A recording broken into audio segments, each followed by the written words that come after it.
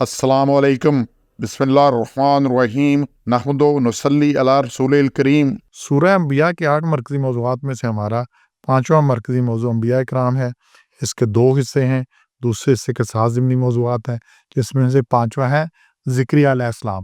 ان کا ذکر 99 اور 90 2 آیات میں آیا ہے۔ اس میں اللہ نے فرمایا ہے کہ اللہ تعالیٰ سے بہترین وارث اولاد کی دعا کی 99 میں انہوں نے، اور 90 میں دعا قبول ہوئی، بیوی کا بانجھ پن درست کر دیا اللہ نے، اور یحییٰ علیہ السلام کو عنایت فرمائے۔ ذکریہ نے اپنے رب کو پکارا تو کہ مجھے بہترین وارث دے، تو پھر اللہ نے دعا قبول کی۔ حضرت ذکریہ حضرت مریم کے خالو تھے۔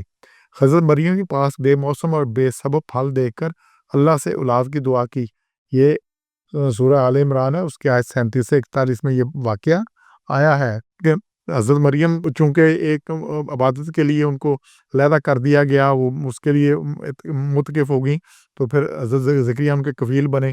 تو اس میں یہ آ رہا ہے، یہ آیت نمبر 37 میں، کہ جب ذکریہ ان کے پاس آئے حجرے میں تو ان کے پاس کچھ کھانا پاتے دیکھتے، پھل اور کھانا پڑا ہوا ہے، تو مریم سے پوچھے کہ کہاں سے آیا ہے؟ انہوں نے کہ اللہ کے پاس سے، اللہ رزق دیتا ہے جو چاہتا ہے، جس کو چاہتا ہے، جتنا چاہتا ہے۔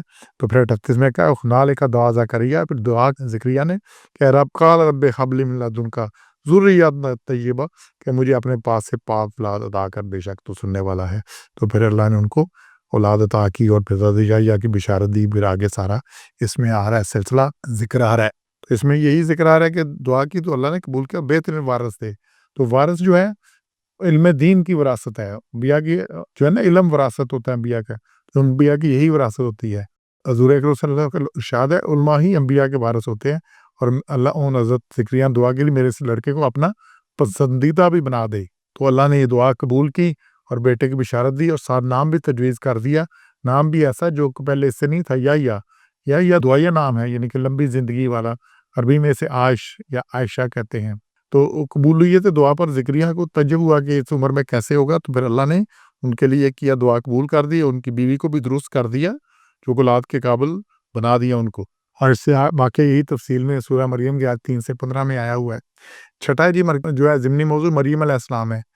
91 میں کہ انہوں نے اپنی عفت کی حفاظت کی، تو اللہ نے ان میں اپنی روح پھونک دی اور بن باپ کے عیسیٰ علیہ السلام کو پیدا فرمایا، جو جہانوں کے لیے نشانی ہے۔ ایک ہی آیت ہے کہ وہ عورت نے اپنی عفت کی حفاظت کی۔ تو عورت کی سب سے بڑی بات کیا ہے؟ عفت کی حفاظت کی۔ تو پھر ہم نے اس نے اپنی روح پھونک دی، تو اللہ نے اپنی طرف اسے محفوظ کیا، روح۔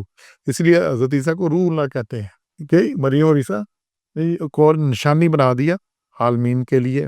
وَجَعَلْنَاهَا وَابْنَهَا آیَةً لِّلْعَالَمِينَ، ہم نے اس کو، ان کے بیٹے کو جہان کے لیے نشانی بنا دیا، کہ بن باپ کے بیٹا پیدا ہوا، اس لیے یہ دونوں نشانی بن گئے دنیا جہان کے لیے۔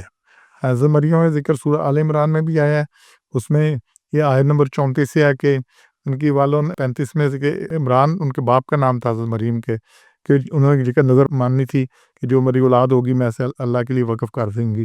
تو پھر جب بیٹی ہوئی تو انہوں نے کہا یہ تو بیٹی اور بیٹی کی طرح نہیں ہو سکتی، تو اللہ نے کہا اس نے بڑا کام کرنا ہے۔ تو یہ ساری بات وہاں پہ آئی۔ پھر مزید تفصیل اس کی سورہ مریم میں ہے، آیت نمبر 16 سے ذکر ہو رہا ہے سارا کچھ، کہ پھر اللہ نے کہا کہ وہ پردے میں چلی گئی، اور پھر فرشتہ آیا تو اس نے کہا کہ تمہیں بیٹے کے لیے بشارت دی، اور پھر انہوں نے کہا کیسے ہوگا، یہ ساری بات وہاں پہ آ رہی ہے۔